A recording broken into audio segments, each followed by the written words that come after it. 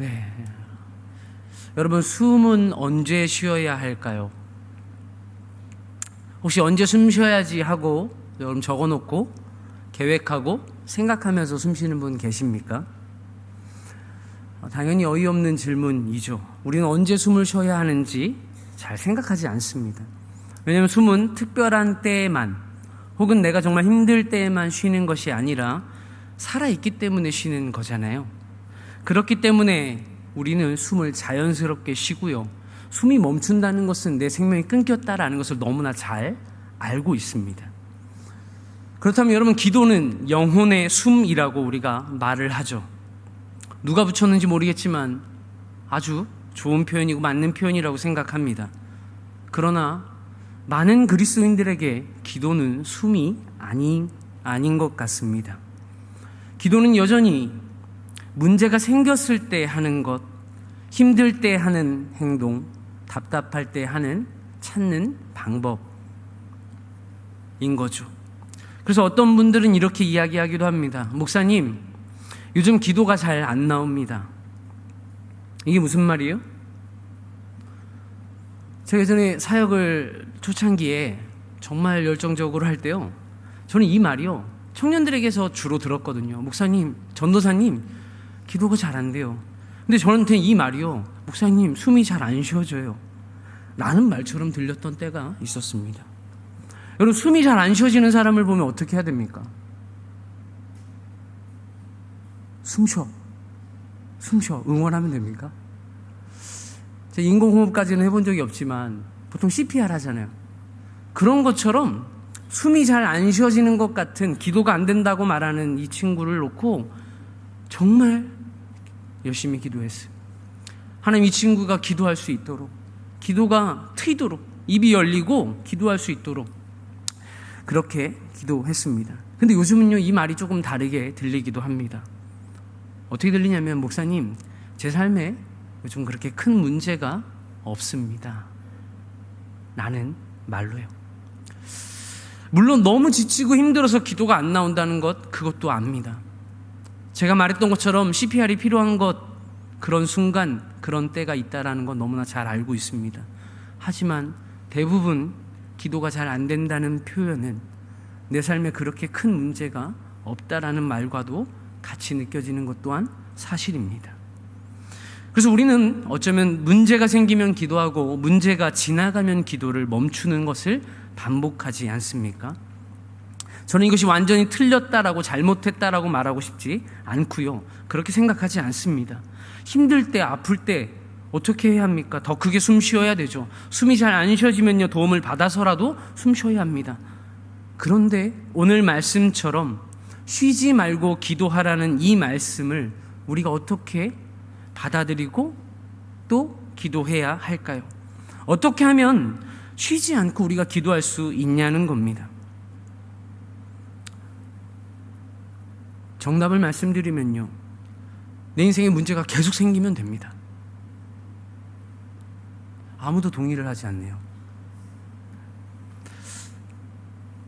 여러분, 우리는 이 말씀을 통해서요, 굉장히 중요한 사실을 깨닫게 되는데요, 사람이 쉬지 않고 기도할 수 있을까를, 이 말을 좀 바꿔서 말하면요, 그리스도인은 기도할 때가 따로 있는 사람이 아니라 기도 없이는 살 수 없는 사람이라는 말로 받아들여야 한다는 겁니다.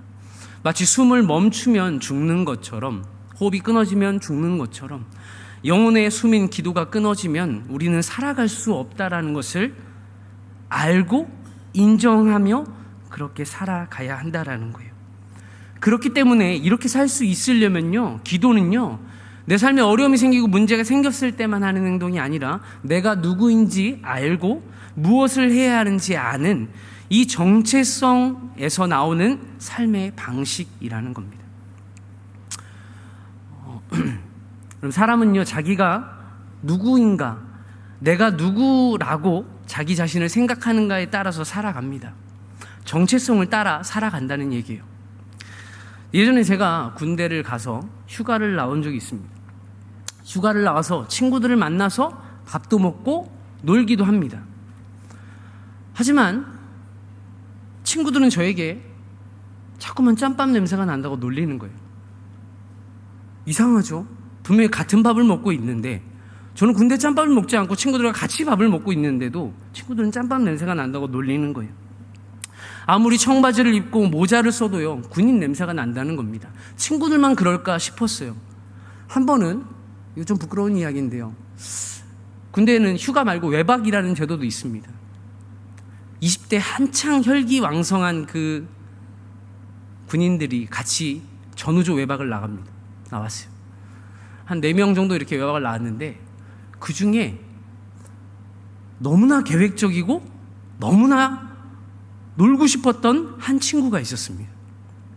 집에서 택배로 가발과 옷을, 사복을 다 보낸 거예요. 여러분, 다 갈아입었어요. 옷을 다 갈아입고요, 가발을 쓰고 이제 그 번화가로 나가서 우리가 이제 자매님들을 만나서 이렇게 영접하고 네, 좋은 시간을 보내보자 하고 나갔어요. 만나서 이렇게 식사를 하거나 이렇게 시간을 보내는데 대본에 물어보는 거예요. 군인이죠? 제가 뭐라고 했을까요? 아니지 말입니다. 군인처럼 말하고 있는 거예요. 아무리 생김새를 바꿔도요, 내가 군인이라는 정체성이 드러나게 되더라고요. 여러분, 군인으로서 하지 말아야 할 일들을 경계하고 피하는 것을 느끼게 되고요. 괜히 헌병이 있으면 복장을 점검하거나 피해서 돌아가거나 하는 제 모습이 있었습니다. 즉, 군인은 저에게 직업이 아니라 그 순간 저의 정체성이라고 말할 수 있을 것 같아요. 즉, 이러한 정체성은요, 내가 나를 누구라고 생각하는가, 이 정체성은 장소가 바뀐다고 해서 쉽게 바뀌지 않습니다. 여러분, 출애굽한 이스라엘 백성들을 기억하시죠? 그들은요, 애굽의 노예에서 자유인이 되었습니다. 죽음의 홍해바다를 건넜고요, 그 두려운 애굽 군대가 몰살당하는 것을 목도했습니다. 이제 완전히 자유입니다. 누구도 쫓아오지 않고요, 이제 내 의지로 결정하고 선택할 수 있는 자유인이 된 거예요. 그전까지는 내 것이 아무것도 없었고 내 자녀조차도 물건에 불과한 노예였지만 이제 사람답게 살 기회가 열렸죠. 그런데도 그들은 여전히 노예였습니다. 장소가 바뀌었는데도, 신분이 바뀌었는데도 말이죠.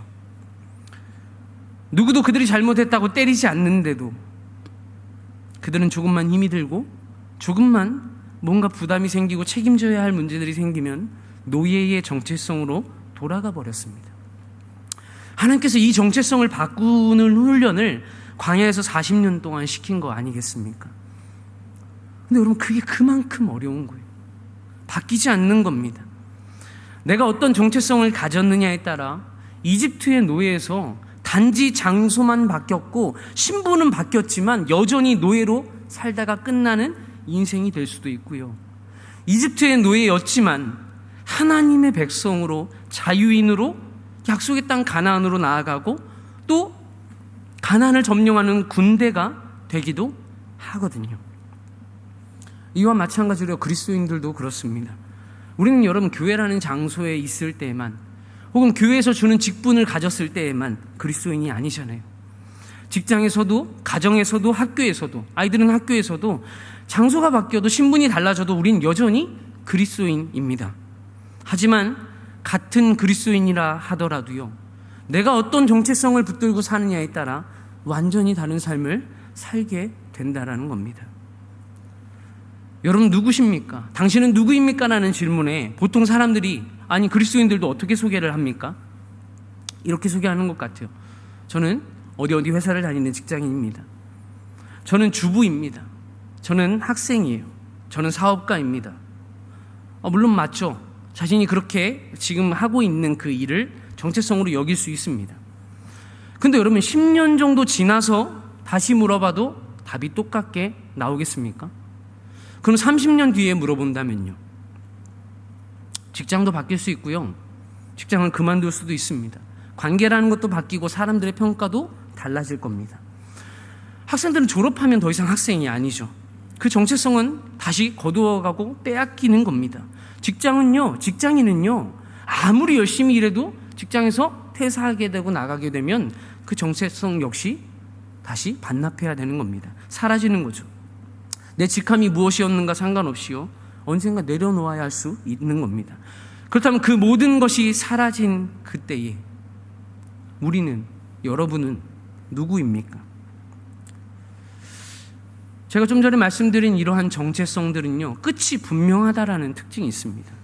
그런데 우리는 여전히 유한하고 쉽게 변하는 것들을 나의 정체성으로 여기고 살아간다라는 겁니다. 그러나 기억하십시오. 세상이 준 정체성은요, 명함 한 장과 함께 사라질 수도 있는 겁니다. 모든 것이 그렇죠. 그렇기 때문에 우리의 마음도 늘 불안하고요, 흔들린다라고 저는 생각합니다. 그런데 예수님은요, 전혀 다른 곳에서 자신의 정체성을 발견했고 이것이 나의 정체성이라고 여겼고 그렇게 살아가셨습니다. 요한복음 17장을 보면요, 예수님의 기도가 쫙 나와요. 거기에 읽어보면요, 예수님이 자기를 누구라고 하는지를 계속해서 말씀하십니다. 예수님이 누구라고 말씀하십니까? 하나님의 아들이신 거예요. 바로 하나님 아버지와의 관계에서 오는 정체성을 예수님은 한 번도 잊어본 적이 없는 거예요. 세상이 아무리 자신을 미워해도, 세상이 준 정체성을 빼앗아가도요, 너 더 이상 내 말 안 들으면 너 몫으로 일 못해, 그 정체성을 다 빼앗아가도요, 여전히 예수님은 하나님의 아들이고 아버지와 하나이며 아버지의 사랑을 받고 영광을 받는 존재라는 것을 예수님은 확실하게 붙들고 있었다라는 겁니다.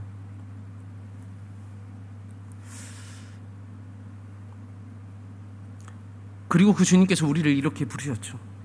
너희는 하나님의 자녀다. 그러므로 너희는 세상의 빛이다. 세상의 소금이다. 여러분, 이러한 정체성들의 특징이 뭔지 아십니까? 절대로 변하지 않는다는 겁니다. 하나님이 거두어가지 않으시는 약속이 주어진 정체성들입니다. 이건 우리가 세상을 살아가면서요, 성공에도 변하지 않고요, 실패에도 변하지 않습니다. 부유에도 변하지 않고 가난에도 변하지 않습니다. 병들어도요, 심지어 죽음을 목도한 그 순간에도, 아니 죽는다 할지라도 변하지 않는 정체성입니다. 세상이 준 것이 아니라, 그래서 거두어 갈 수 있는 것이 아니라 영원히 변하지 않으시는 신실하신 하나님께서 주신 것이기 때문입니다. 그럼 여러분, 이 정체성이 왜 중요할까요? 정체성이 정해지면 그 정체성대로 살아간다고 말씀드렸습니다. 삶의 방향이 정해지기 때문인 거예요. 여러분, 빛이라면, 빛이 정체성이면 어떤 삶을 살겠습니까? 어둠을 밝히는 삶을 살겠죠. 소금이 정체성이라면 어떤 삶을 살 수밖에 없을까요? 다른 이들의 맛을 돋구어주고 부패를 방지하는 삶을 살지 않겠습니까? 그렇게 살아야만 합니다. 소금이 만약 그렇게 살지 않으면 어떻게 된다고요? 버려지는 거죠. 쓸모없는 겁니다. 다시 말씀드립니다. 그리스도인의 삶은요, 분명해야 합니다. 거룩하게 살아야 하고요, 섬기며 사랑하며 살아야 하고요, 용서하며 살아야 합니다. 문제는 이거죠. 이 삶이 너무나도 어렵다는 데 있습니다. 굉장히 어려운 삶입니다. 이 중에 뭐 하나 쉬운 게 있습니까? 원수를 사랑하는 것. 여러분, 저에게 침뱉는 사람을 어떻게 사랑합니까? 끊임없이 상처 주는 사람을 어떻게 사랑해요? 끝까지 용서하는 것? 어렵죠. 더 나아가서 거룩하게 살아간다는 것, 죄를 버리고 죄를 미워하고 죄와 싸우고 하나님의 의를 이루기 위해 살아간다는 것, 여러분, 이건 인간의 힘으로 불가능한 겁니다. 여러분, 사랑의 대명사라고 부를 수 있는 사랑의 원자탄 손양원 목사님 너무나 잘 아시죠? 자기 자녀를, 아들을 죽인 사람을 양자로 삼았죠. 양자로 삼았습니다. 어떻게 그런 일이 가능했을까요? 근데 여러분, 이게 진짜 어려운 거는요, 한 번의 결단으로 그렇게 하고 끝난 일이 아니기 때문에 그렇습니다. 사랑이요, 원수를 사랑하는 마음이요, 아유 저 인생도 불쌍하지 긍휼히 여기는 그 마음이요, 한 번 가졌을 때 계속 유지되는 것이 아니잖아요. 아니라는 거예요. 손정 목사님도 그렇게 이야기합니다. 양자로 삼았지만 원수인 그의 얼굴을 볼 때마다 속이 뒤집어지는 거예요. 분노가 일어나고요. 손이 떨리고 인간적인 감정이 막 올라오는 거죠. 매일 무너지는 겁니다. 그리고 어떻게 합니까? 다시 붙드는 거더라고요. 누가복음 18장 1절 말씀에 이런 말씀이 있습니다. 우리 같이 함께 읽겠습니다. 예수께서 그들에게 항상 기도하고 낙심하지 말아야 할 것을 비유로 말씀하여. 아멘. 무슨 말입니까? 매일 무너질 수밖에 없는 우리의 삶을 다시 붙들어주는 것, 기도라는 겁니다. 기도하면 끝이 아니라요, 기도하고 돌아서면 다시 낙심할 일이 생긴다는 겁니다. 그럼 다시 낙심하지 않으려면 어떻게 해야 될까요? 다시 기도해야 합니다. 다시 기도할 수밖에 없지 않겠습니까? 믿음의 사람도 다 넘어집니다. 낙심하죠. 죽음 앞에서 진짜로 불안하고 두려울 수밖에 없는 것이 사람입니다. 원수를 사랑해야 하는 이 명제 앞에서 매번 무너질 수밖에 없고요. 정말 구역 안에 사랑할 수 없는 한 사람 때문에 너무나 힘들지만 사랑하려고 하다 보니 기도하지 않을 수 없잖아요. 매번 무너지지만 사랑이 그냥 되어지지 않지만 다시 붙들고 일어나는 것. 여러분, 이러한 삶을 통해 우리는 뭘 깨닫게 됩니까? 그리스도인답게 살려면 기도하지 않고는 도저히 살 수 없다라는 것을 깨닫게 되는 거예요. 즉, 기도는요, 정체성에서 나오는 삶의 방식입니다. 힘들 때에만 기도한다? 여러분, 그리스도인으로 살아가려고 하다 보면, 그리스도인답게 살아가고 이 정체성 하나님의 자녀답게 살면 매 순간, 매일 안 힘들 수가 없는 거예요. 여러분, 여기서 중요한 차이가 생기는 겁니다. 정체성이 뚜렷하면요, 삶의 목적과 방향이 선명하게 보이거든요. 그걸 우린 비전이라고 부릅니다. 근데 여러분, 세상에서 주는 정체성을 가져도 비전이 보입니다. 내가 회사원일 때 분명히 보이는 비전이 있고요, 아빠일 때 보이는 비전이 있습니다. 근데 여러분, 이 비전으로 사는 사람은요, 생각보다 기도할 일이 많지 않습니다. 여러분, 생각해 보십시오. 세상의 목표는 뭡니까? 성공과 안정과 평안함 아닙니까? 행복하기 원하고. 근데 여러분, 이것들은요, 어느 정도 자기 능력으로도 가능한 삶입니다. 맞습니까? 예전에 청년들이 공무원 되게 해달라고 기도 부탁을 많이 했어요. 공무원 시험 준비하고 있는데 목사님, 전사님 기도해 주십시오. 제가 노래를 불렀죠. 공무원 시험 합격은 에듀윌. 여러분, 그건 에듀윌 가도 할 수 있는 거예요. 굳이 하나님이 도와주지 않아도요. 우리가 좀만 더 열심히 노력하면 얻을 수 있는 것들입니다. 여러분, 맨날 실패하는 사람이 어디 있습니까? 맞지 않나요? 맨날 불안정하고 맨날 불편하고 잘 우리는 그렇지 않습니다. 생각보다 삶이 평탄할 수 있다는 거예요. 그러다가 갑자기 한 번씩 예측하지 못하게 넘어지는 거잖아요. 미끄러지는 거잖아요. 그게 너무 아픈 거잖아요. 그러니까 그때 기도하는 거죠. 세상 사람들도 다 그렇습니다. 학생들도요, 평소에는 괜찮은데 시험 기간에만 되면 불안하고 걱정되잖아요. 시험 기간에 평안한 학생이 있습니까? 좀 맞아야 돼요. 평안하지 않죠, 시험 기간에는. 그래서요, 집중해서 기도하는 친구들이 많습니다. 시험 기간이 되면, 수능 기간이 되면 집중해서 기도합니다. 평소에는 잘 기도하지 않는데도 말이죠.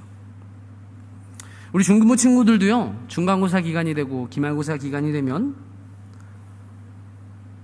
성적 오르게 기도해달라고 합니다. 그리고 또 물어봐요.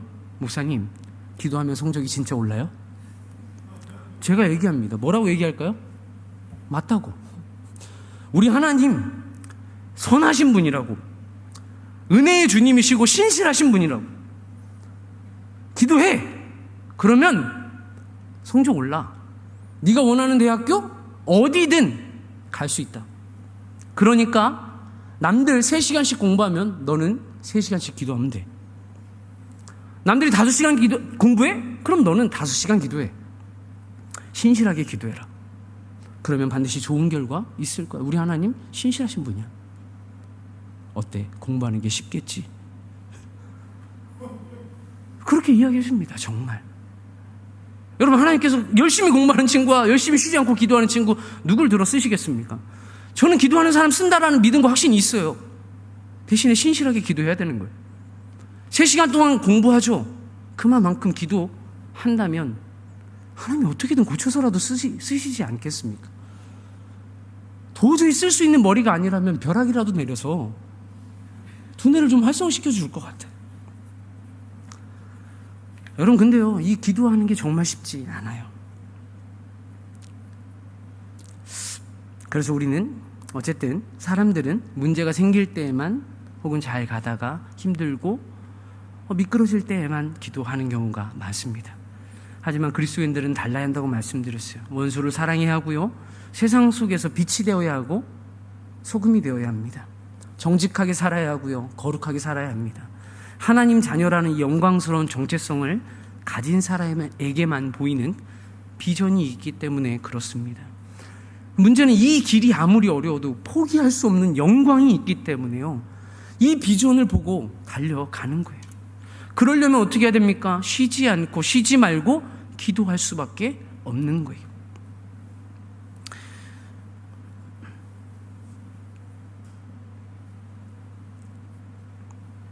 우리 친구들, 명문대생이 되는 것이 여러분의 가장 큰 소망이고 비전이라면 여러분의 정체성은요, 이 땅에 있는 걸 수 있어요. 사람들의 평가와 세상이 말하는 성공한 사람이라는 그 정체성을 여러분 가지고 싶고, 그러다 보니까 보이는 길이 그거일 수 있는 거예요. 그래서 여러분, 그러다 보면요, 그걸 위해 무엇이든 할 수 있는 사람이 되는 거예요. 아빠, 엄마 마찬가지입니다. 중요하죠. 가족을 부양하고 책임지는 것 너무나 중요하고 해야 하는 겁니다. 그런데 이게 나의 정체성이 되고 가장 중요한 정체성이 되는 사람들을 그리스도인 중에서도 많이 봤어요. 그러면요, 이 가족을 위해서, 가족을 먹여 살리기 위해서 못할 게 없는 사람이 됩니다. 거룩하지 않아도 되는 거예요. 정직하지 않아도 되는 거예요. 왜냐하면 가족들이 먹고 살아야 하니까요. 이 비전을 이룰 수만 있다면 시험 정직하게 보지 않아도 되는 거예요. 어쨌든 많은 사람들이 이 우선되는 정체성을, 세상이 부여한 정체성을 붙들고 세상이 알려주는 방법을 따라 살아가고 있지는 않은가 생각해 봅니다. 물론 이 땅을 살아가면서 분명히 중요하게 여겨야 하는 정체성이기 때문에 제가 버리라고 말하는 것도 아니고요, 중요하다고 여기고 생각하고 있습니다. 그런데 제가 말씀드리고 싶은 건, 진짜 문제는요, 이걸 정말 내 가장 중요한 정체성으로 여기고 살아가다 보면요, 내가 그리스도인이라는 것, 하나님의 자녀라는 것, 세상의 빛과 소금으로 부름받았다는 것 점차 중요하지 않게 여겨지고요, 하나님의 약속도, 저 천국의 본향도 점점 잊어버리게 된다라는 거예요. 나그네로 왔는데 어느새 이 땅의 주민이 되어 있는 자신의 모습을 발견하게 되는 겁니다. 그 증거로요, 점점 기도가 사라집니다. 점점 말씀이 삶에서 사라지는 거예요. 반면에 예수님과 같이 변하지 않는 이 정체성을 가지고 이 영광스러운 비전, 영원히 도달해도 도달할 수 있을까 말까, 이 비전을 붙들고 나아가면요, 기도와 말씀은 저절로 따라옵니다. 누가 광야에 나가는데 물 없이 나갈 수 있겠습니까? 기도는 광야 같은 세상을 살아가는 우리에게 있어서 없어서는 안 되는 물과 같은 거잖아요. 만나와 같은 거 아닙니까? 없으면요, 큰일 나요. 못 견디죠. 죽습니다. 기도는 영혼의 숨일 뿐만 아니라 진짜 광야에서 내리는 만나와 같고요, 물과 같은 거라는 거예요. 그래서 저는 이렇게 생각합니다. 세상의 비전으로 살면요, 기도는 가끔 필요합니다.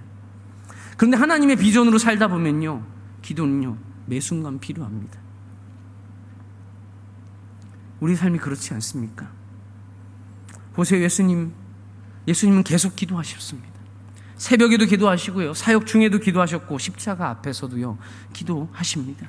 겟세마네 동산에서 예수님은 이렇게 기도하셨죠. 우리 누가복음 마가복음 말씀인가요? 같이 함께 보여주시면. 예수님께서 이렇게 기도하셨어요. 내 원대로 마옵시고 아버지의 뜻대로 하옵소서. 이 기도를 3번 합니다. 왜 예수님은 계속 기도하셨을까요? 그저 먹고 사는 문제였다면 예수님만큼 능력 있는 분이 어디 있습니까? 기도하지 않아도 됩니다. 하지만 예수님은요, 영원히 변치 않는 이 정체성을 한 번도 잊은 적이 없으셨고, 그렇기에 비전, 즉 보내신 아버지의 뜻을 이루고자 하는 이 주님의 비전을 보며 갔던 분이었습니다. 살아갔던 겁니다. 근데 문제는 뭐예요? 이게요, 예수님이니까 그렇게 했지, 그게 아니라 예수님도 버거우셨던 거예요. 예수님도 너무 힘에 겨운 거예요. 감당하기 너무 어려운 거죠. 그래서 뭐라고 고백합니까? 주님, 이 잔을 옮겨주시면 안 되겠습니까? 아버지, 그러나 나의 원함대로 아니라 아버지의 원함대로 되기를 원합니다. 아버지의 뜻대로 하옵소서. 주님의 원함은 그 순간 십자가를 피하는 것이었을 거예요. 여러분, 버거운 거예요. 영광스럽지만, 누구보다 그 열매가 찬란하고 생명이라는 걸 알지만 그래도 어렵잖아요. 그래서 예수님의 삶은요, 기도로 시작하고 기도로 유지되고 기도로 완성되었다고 말할 수 있는 삶인 거예요. 기도가 아니면, 오직 기도가 아니면 이런 능력이 너희에게서 나갈 수 없는 거예요. 그리고 본인이 그렇게 사셨을 뿐만 아니라, 본인이 되셨을 뿐만 아니라 제자들에게도 동일하게 말씀하시죠. 그 다음 뭐라고 말하냐면요, 오니까 제자들에게서 자고 있는 거예요. 제자들에게도 동일하게 말씀하십니다. 너희가 나와 함께 1시간도 이렇게 깨어있을 수 없더냐. 그 다음에 시험에 들지 않게 깨어 기도하라. 마음에는 원이로되 육신이 약하도다 하시고. 여러분, 예수님이 십자가 지는 거 모르셨겠습니까? 마음으로 한 번이라도 그걸 원하지 않았던 적이 있겠습니까? 원하셨으니까 오셨죠. 순종할 거니까 오셨죠. 그런데도 육신이, 인간적인 연약함이 방해가 되는 거예요. 여러분, 예수님의 제자들도 마찬가지입니다. 어땠습니까? 마음은 원하지만 내가 하나님의 자녀라는 정체성이 있는 거예요. 내가 주님의 제자라는 정체성이 있는 거예요. 그 비전이 보이고 영광이 보이기에 그렇게 살고 싶은데 마음처럼 안 되는 겁니다. 왜요? 육신이 있기 때문에. 사도 바울도 이렇게 고백해요. 바울을 보면 더 자세히 볼 수 있는 것 같아요. 로마서 7장 18절 19절 말씀을 한번 보고요, 같이 읽겠습니다. 함께 읽겠습니다. 내 속 곧 내 육신에 선한 것이 거하지 아니하는 줄을 아노니 원함은 내게 있으나 선을 행하는 것은 없도다. 내가 원하는 바 선은 행하지 아니하고 도리어 원하지 아니하는 바 악을 행하는도다. 아멘. 그래서 뭐라고 고백합니까? 이 다음에 보면요, 오호라 나는 공고한 사람이로다. 누가 이 사망의 몸에서 나를 건져내랴. 사도 바울처럼 그 영광을 향해 달려가는 사람이 몇이나 됐겠습니까? 그 확실한 비전과 소망과 영광을 바라보며 달려가는데도요, 자꾸만 넘어지는 거예요. 마음속에서 자꾸만 죄를 따라가고자 하는 육신의 그 욕망들이 피어나는 거예요. 일을 더 잘하기 위해서가 아니라 자신이 하나님의 뜻대로 살아갈 수가 없는 죄인의 몸을 가지고 있기 때문에 기도할 수밖에 없다라고 고백하는 거예요. 이대로 기도하지 않고 일만 열심히 한다고 생각해 보십시오. 어느새 자신이 악을 행하고 있는 겁니다. 선을 행하지 못하게 되는 거예요. 예수로 말미암아 영광스러운 정체성을 받았는데 그 비전대로 살지 못하는 것만큼 안타깝고 불쌍한 삶이 어디 있겠습니까? 사도 바울은요, 그러니까 기도할 수밖에 없는 거예요. 자기 능력과 의지대로 그 비전을 잡을 수가 없으니까. 말씀을 정리하려고 합니다. 오늘 우리는 이 질문을 해야 합니다. 예수님도, 베드로도, 제자들도, 사도 바울도 이 영광스러운 정체성을 가졌고 그에 따른 비전을 바라보며 살아가려 했지만 기도 없이 도저히 살아갈 수 없는 연약함을 고백하고 있는데 나는 어째서 기도하지 않는가? 시간이 없어서인가요? 아니요. 어쩌면 내가 기도하지 않아도, 기도가 없어도 살 수 있는 삶을 선택했기 때문일 수도 있는 겁니다. 타협하며 살았고 죄 가운데 한 번씩 눈을 감았고 세상이 부여한 내 이 정체성이 너무 중요하고 소중하기 때문에 그걸 지키기 위해 하나님의 자녀라는 이 영원한 빛나는 아름다운 정체성을 잠깐 뒤로 하고 살아가는 그런 삶을 살았기 때문에, 선택했기 때문에 기도하지 않아도 살아갈 수 있었던 것 아닐까요? 사랑하며 살기 원하십니까? 정말 빛과 소금처럼 살기 원하시고 거룩하게 살기 원하십니까?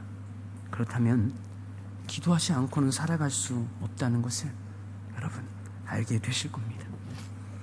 쉬지 말고 기도하라 라는 이 말씀 앞에서 내 주님 그리스도인으로 살려니, 하나님의 자녀답게 살려니 기도를 쉴 수가 없네요.